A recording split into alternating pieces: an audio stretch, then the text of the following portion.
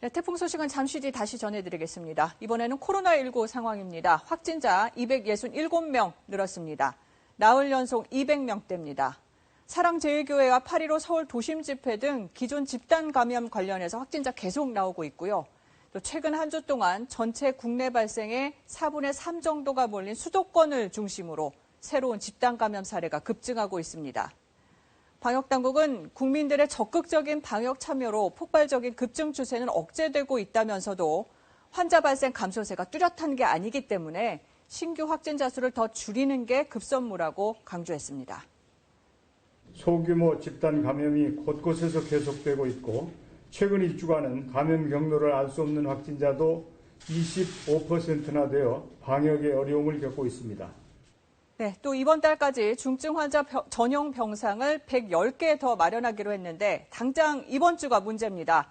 집중 치료가 필요한 위중증 환자가 하루 새 20명 늘어서 124명으로 국내 코로나19 발생 이후 가장 많은 숫자입니다. 신천지 때보다도 많습니다. 김민지 기자가 보도합니다. 지난 한 달간 코로나19 신규 확진자는 5천 명이 넘습니다.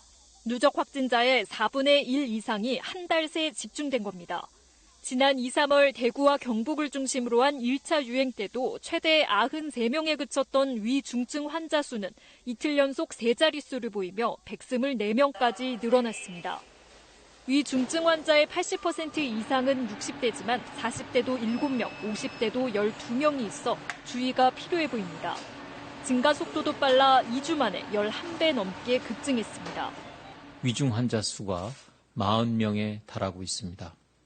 최근 수도권 교회와 집회에서 발생한 환자 가운데 60대 이상 환자의 비율이 40%를 넘는 등 지난 2주간 사망한 환자도 20명에 달하는데 90대가 3명, 80대 9명 등 모두 60대 이상입니다. 특히 80세 이상의 치명률은 20%에 달할 정도입니다. 다만 방역당국은 지난주 400명 이상 발생했던 것에 비해 급증세가 다소 꺾인 점은 긍정적으로 평가했습니다.